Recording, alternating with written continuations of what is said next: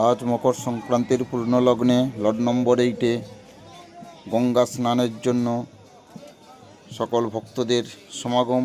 এখানটায় গঙ্গা স্নানের পর খিচুড়ি বিতরণ, বিভিন্ন স্বেচ্ছাসেবী সংস্থা এসে খিচুড়ি বিতরণ, নাম সংকীর্তন এবং এখানে খিচুড়ি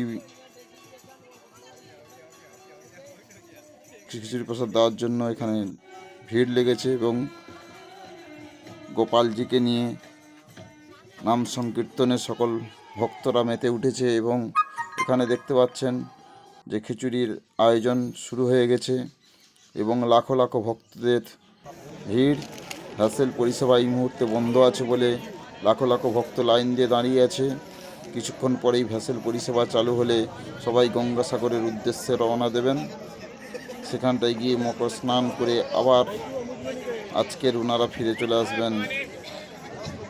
দেখতে পাচ্ছেন প্রচুর লাখো লাখো ভক্তদের ভিড়।